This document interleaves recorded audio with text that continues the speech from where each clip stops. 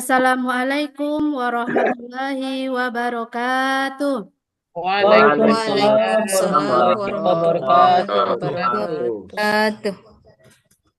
Alhamdulillah, bagaimana kabarnya anak-anak ibu hari ini? Alhamdulillah baik. Alhamdulillah sehat, Bu. Sehat, Bu. Alhamdulillah sehat, Bu. Alhamdulillah. Baiklah anak-anak ibu, sebelum kita mulai pelajaran hari ini, alangkah lebih baiknya kita berdoa terlebih dahulu. Tolong kepada ketua kelas untuk menyiapkan teman-temannya. Baik, Bu. Siap, gerak. Mulai berdoa. Bismillahirrahmanirrahim.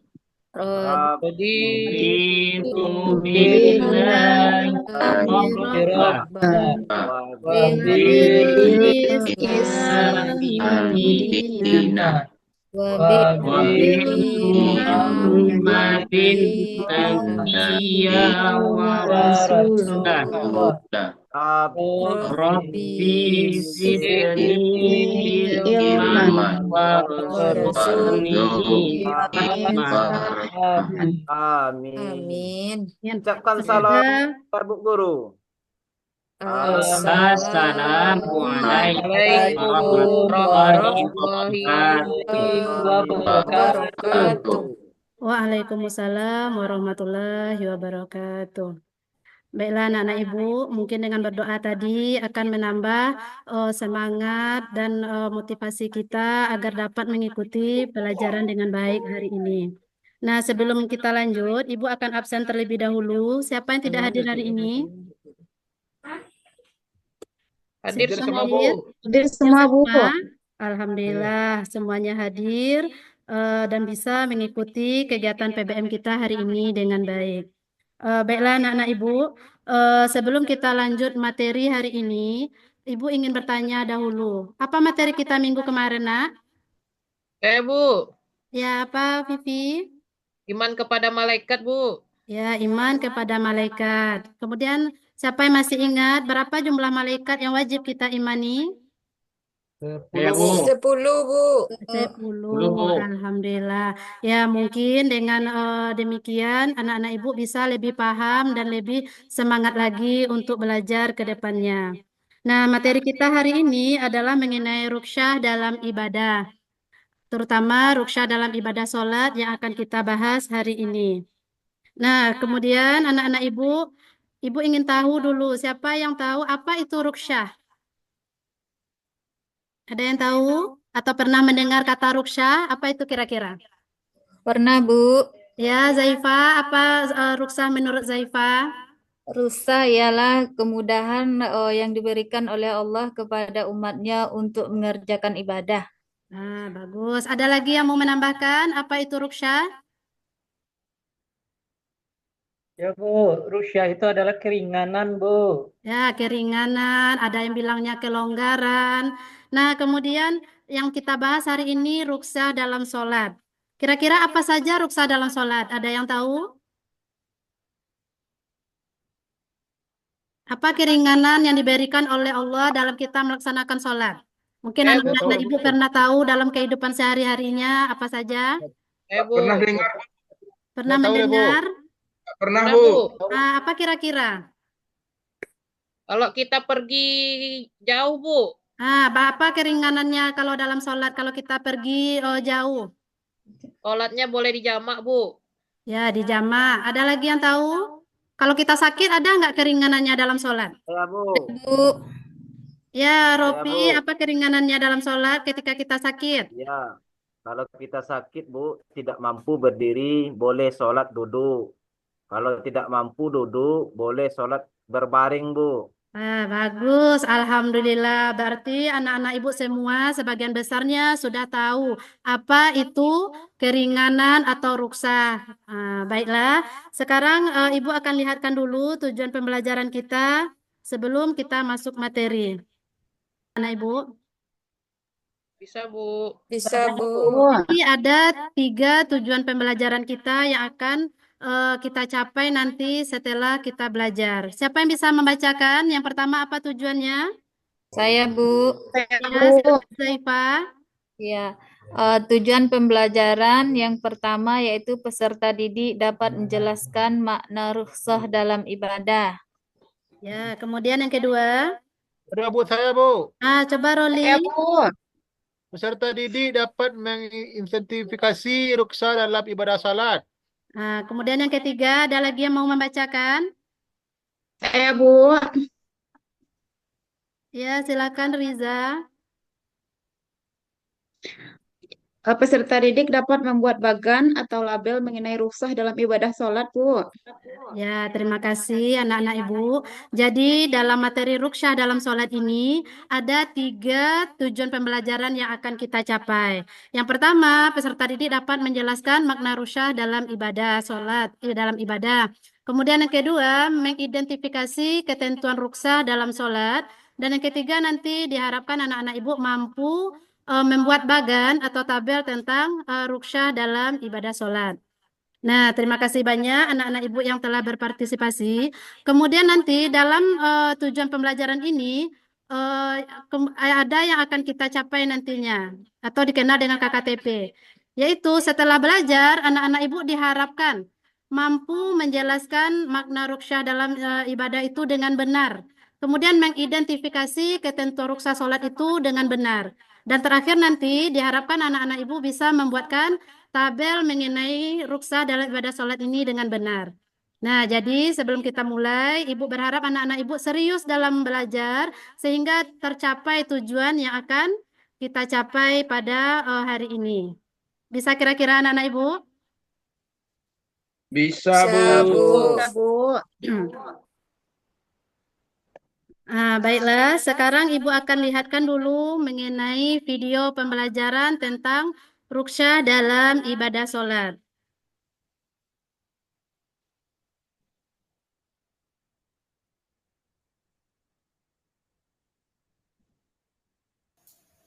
Assalamualaikum warahmatullahi wabarakatuh. Waalaikumsalam warahmatullahi wabarakatuh. Selamat pagi anak-anakku semuanya. Bagaimana kabarnya pagi ini? Untuk materi kita hari ini yaitu rukhsah dalam sholat. Pengertian rukhsah dalam sholat. Rukhsah adalah kemudahan atau kelonggaran. Sedangkan rukhsah dalam sholat merupakan keringanan yang diberikan oleh Allah Subhanahu wa Ta'ala kepada umat Islam dalam menjalankan ibadah sholat. Rukhsah ini bertujuan untuk memudahkan umat Islam dalam beribadah. Ketentuan rukhsah dalam sholat. Yang pertama, rukhsah bagi orang sakit. Orang dalam keadaan sakit diizinkan untuk melaksanakan sholat dengan cara yang pertama duduk, yang kedua berbaring. Dan jika mereka tidak mampu berdiri, mereka juga diizinkan untuk menyingkat rakaat jika kondisi mereka tidak memungkinkan untuk menyelesaikan sholat dengan sempurna. Ketentuan rukhsah dalam sholat yang kedua adalah bagi orang dalam perjalanan atau disebut juga musafir. Mereka dapat melaksanakan sholat dengan cara yang pertama jamak, yaitu musafir dapat menggabungkan sholat zuhur dan asar atau sholat maghrib dan isya. Yang kedua adalah dengan cara kasar, atau musafir dapat menyingkat sholatnya menjadi 2 rakaat. Untuk sholat yang biasa terdiri dari 4 rakaat, seperti sholat zuhur, asar, dan isya. Ketentuan rukhsah dalam sholat yang ketiga adalah sholat dalam keadaan takut. Dalam situasi darurat, seperti dalam perang atau dalam bahaya, seseorang dapat melaksanakan sholat dengan cara yang lebih mudah, misalnya dengan cara berdiri, atau berjalan, atau dengan isyarat.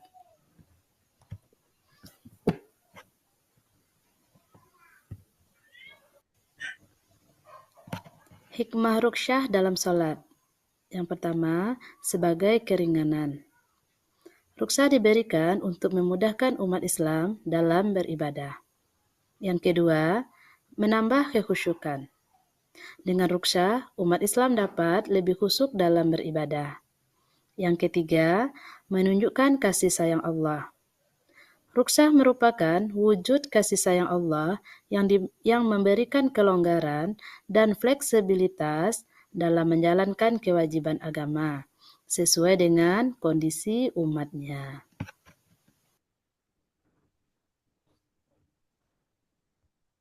Nah, anak-anak Ibu, itu tadi adalah video singkat mengenai materi kita, yaitu ruqsyah dalam ibadah sholat. Nah, kira-kira bagaimana? Sudah terbayang oleh anak-anak Ibu apa itu ruqsyah dalam sholat? Sudah, Bu. Ya, Bu. Nah, sekarang untuk lebih pahamnya, Ibu akan membagi menjadi 4 kelompok. Nah, kenapa? Karena dengan berkelompok nanti akan menambah wawasan dan berpikir kritis anak-anak Ibu tentang materi ruqsyah. Nah, Ibu akan bagi menjadi 4 kelompok berdasarkan asesmen diagnostik yang telah dilakukan bersama guru BK anak-anak Ibu. Yaitu nanti ada yang duduknya secara kelompok visual, ada yang auditori, nanti ada juga yang kinestetik. Nah, nanti Ibu akan bacakan ketuanya, silakan saja langsung duduk menjadi 4 kelompok. Nah, kelompok 1 itu ketuanya email, silakan nanti kondisikan anggotanya. Kelompok 2 Meldi, kelompok 3 Vivi, dan kelompok 4 Ariza sebagai ketuanya. Nah, sekarang silakan anak-anak Ibu dulu bentuk kelompoknya. Yang kelompok 1 silakan duduk di sebelah kanan depan Ibu, kemudian kelompok 2 di sebelah kiri, kelompok 3 di bagian belakang kelompok 1, kemudian kelompok 4 di belakang kelompok 2. Nah, silakan anak-anak Ibu duduk per kelompok.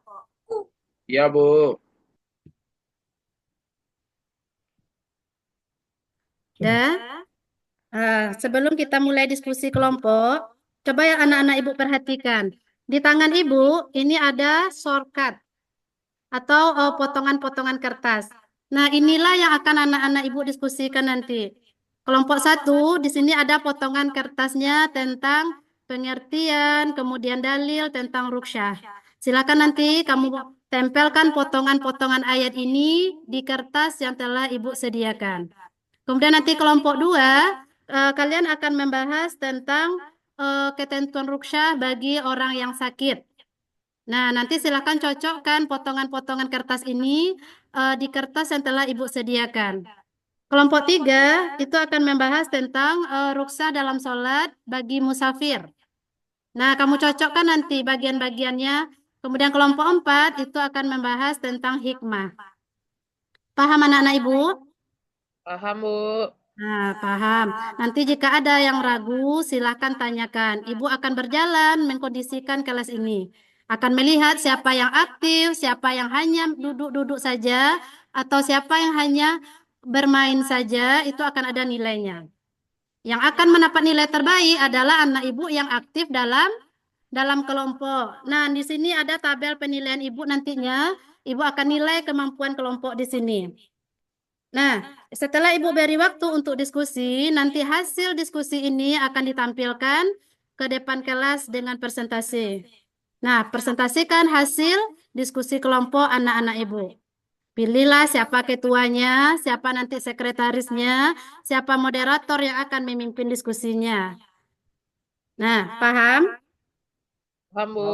Paham. Nah, Ibu akan bagikan kertas ini. Silakan diskusikan sekitar 10 sampai 15 menit.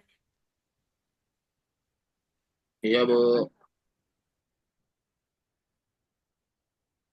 Bagaimana? Sudah ada yang selesai menyatukan potongan-potongan kertas tadi?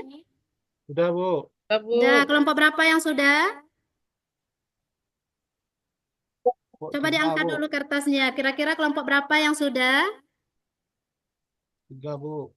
Bu, 3, Bu. Kelompok 3. Kelompok 3 tadi Bu, 3, Bu. rukhsah bagi musafir ya dalam sholat. 3, Bu. Nah, Pak 3, Roni Bu. tadi kelompok berapa? Kelompok 2 tadi, salah, Bu. Nah, kelompok 2. Sudah Ya, selesai semuanya? ya, Bu. Sudah. Sekarang akan kita presentasikan ke depan. Kita mulai dari kelompok 1.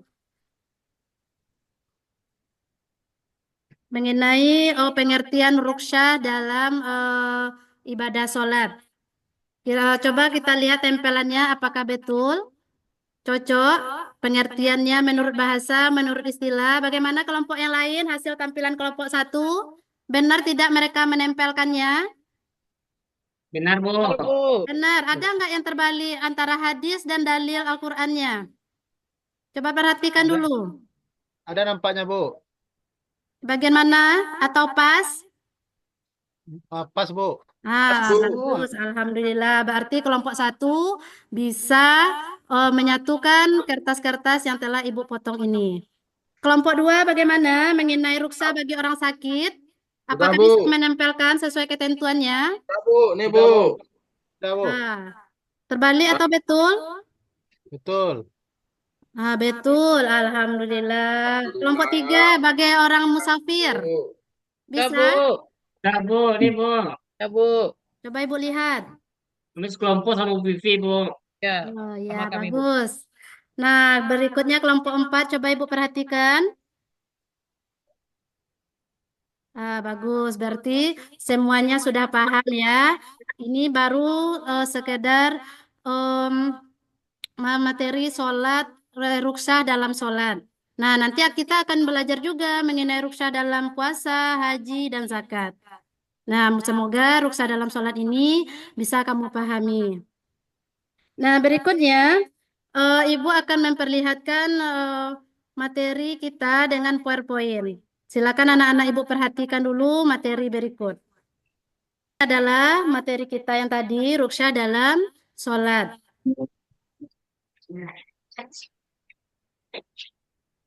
Nah, di sini tadi ada pengertiannya. Rukhsah dalam sholat merupakan keringanan atau kemudahan yang diberikan oleh Allah Subhanahu wa Ta'ala kepada umat Muslim dalam menjalankan ibadah sholat. Nah, kemudian rukhsah ini nanti ada berupa kemudahan diartikan, ada keringanan. Kemudian kita lihat lagi slide berikutnya. Tujuan dari rukhsah itu sendiri apa? Ada yang bisa membacakan? Bu. Sabu. Ya, Ya, Bu. siapa yang mau membacakan? Saya, Bu. Silakan Meldi. Bu. Tujuan rukhsah dalam sholat adalah untuk menjaga kemudahan dan kelancaran dalam pelaksanaan ibadah sholat bagi umat Muslim, Bu. Bagus.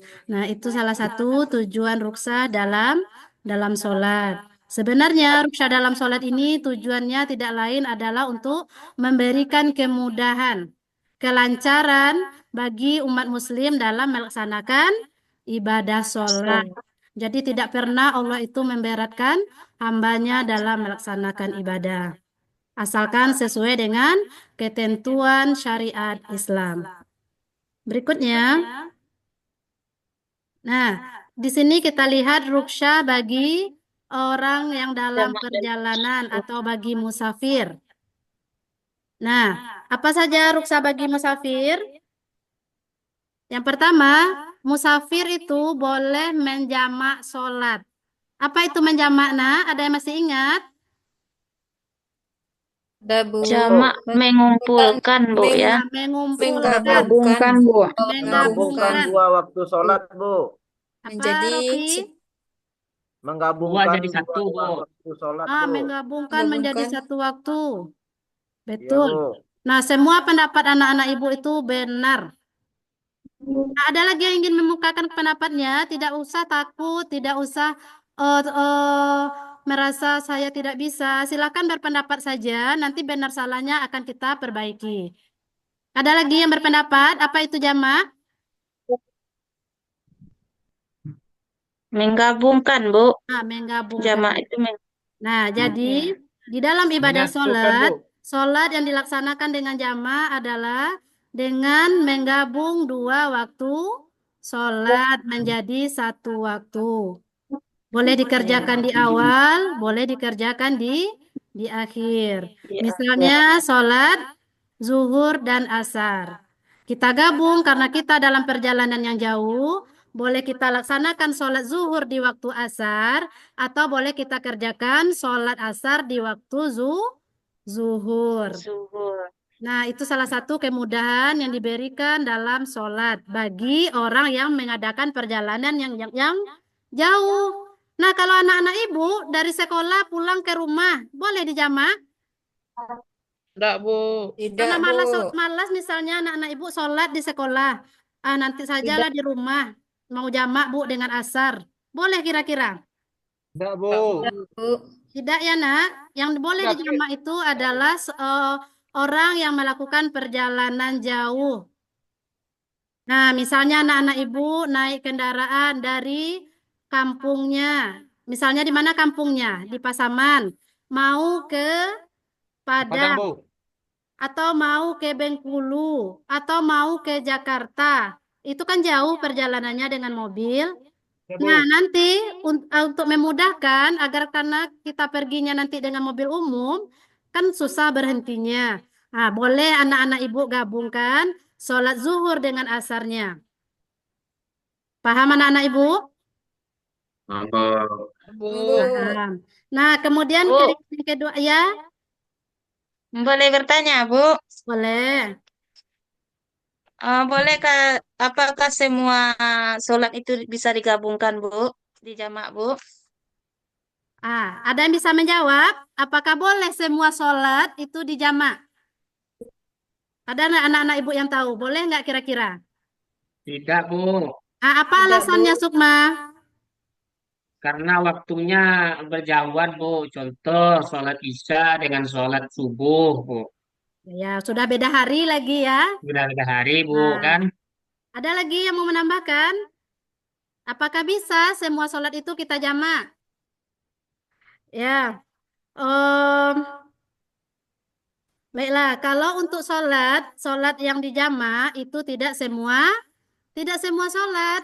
Yang bisa dijamak hanya sholat zuhur dengan asar, isya dengan maghrib.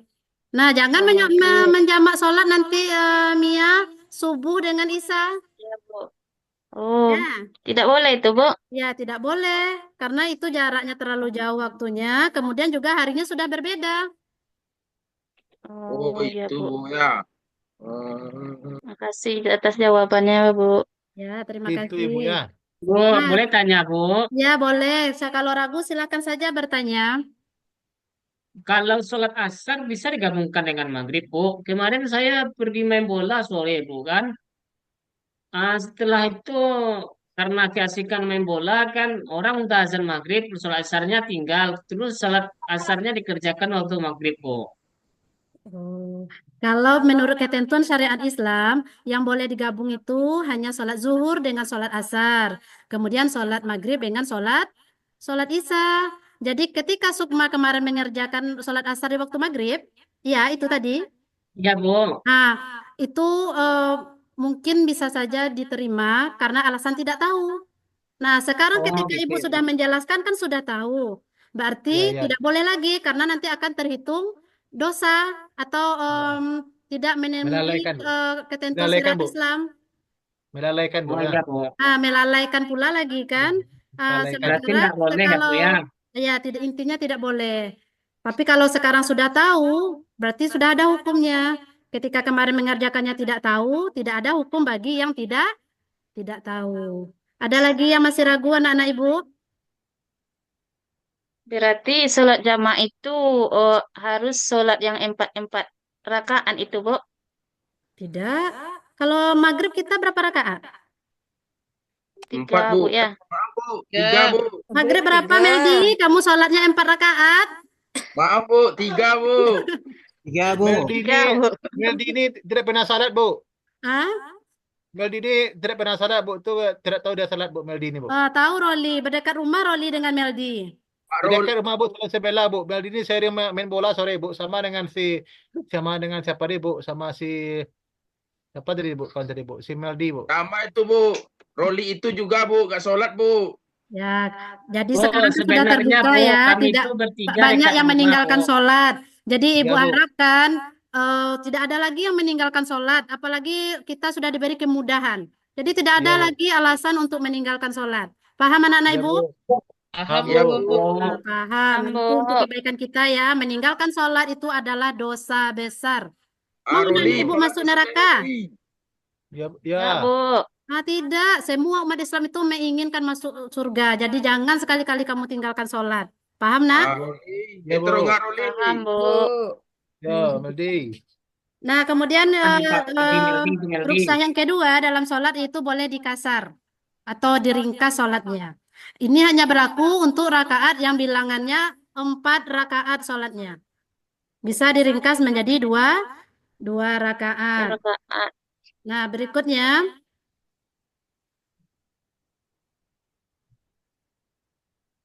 Nah, ini ruksah bagi orang yang sakit.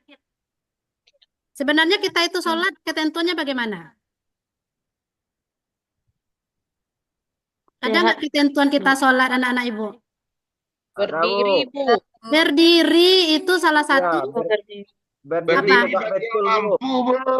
Ah, apa?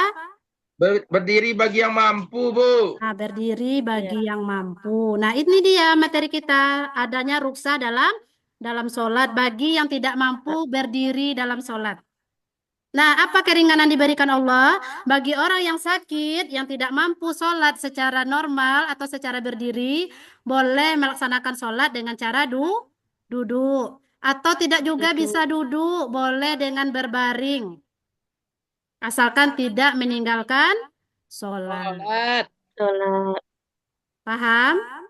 Paham, Bu. Paham, Bu. Alhamdulillah, semoga membawa berkah bagi kita semua. Nah, ini contoh-contohnya tadi sudah Ibu jelaskan. Kemudian kesimpulannya. Ada yang bisa membacakan? Saya, Bu. Nah, silakan Vivi, coba bacakan apa kira-kira kesimpulan kita hari ini.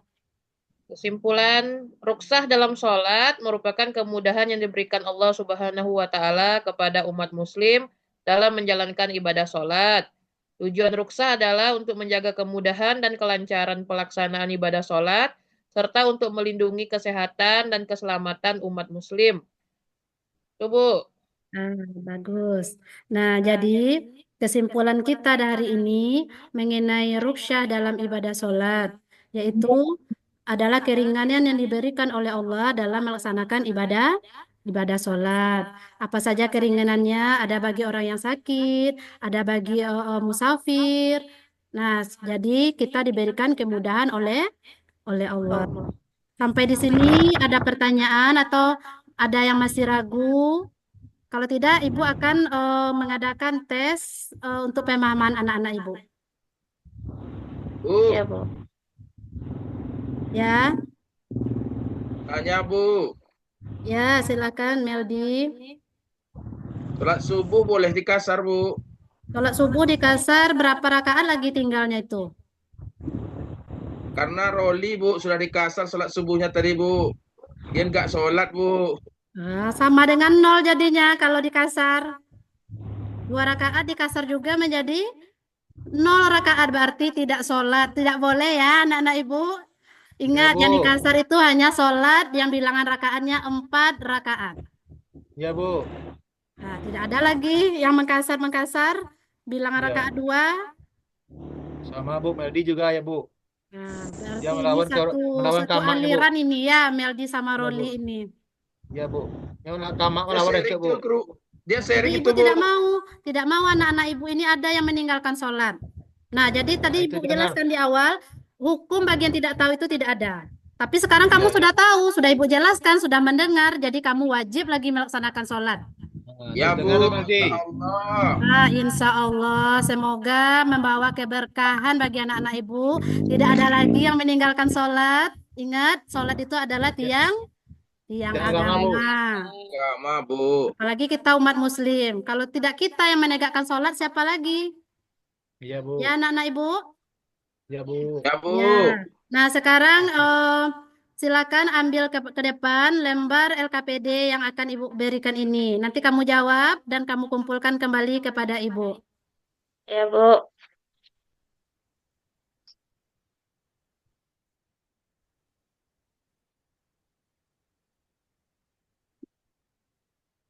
Jadi ini langsung diisi, Bu, LKPD-nya. Ya, langsung diisi. Tunggu sebentar, Ibu bagikan. Kelompok, Bu. Oh, pribadi saja atau sendiri-sendiri saja? Oh, ya siap, Bu, jadi, Bu. Tadi kan tugas berkelompoknya sudah. Jadi ini untuk pemahaman sendiri-sendiri lagi. Benar atau tidak kamu mengikuti pelajaran dengan serius? Nanti akan tergambar di LKPD ini. Iya, Bu.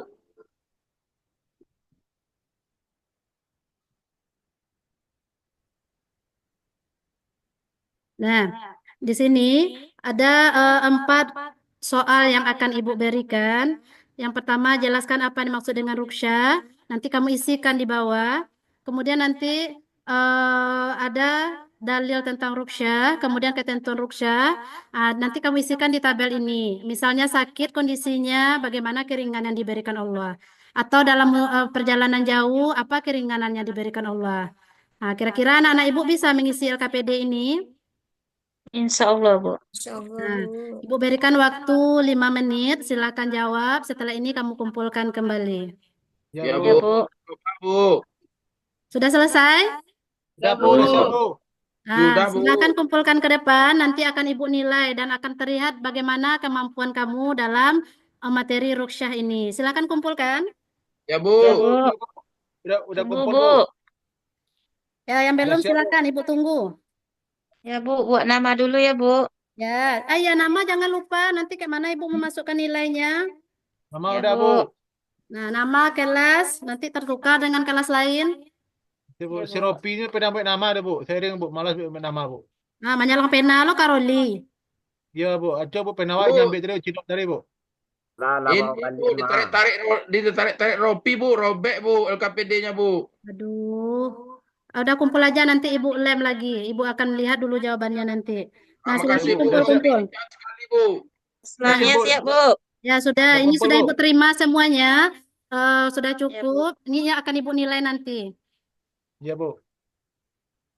Nah, nanti bagi anak-anak Ibu ini yang nilainya sudah bagus, Ibu harapkan di rumah, silakan Iya, Bu.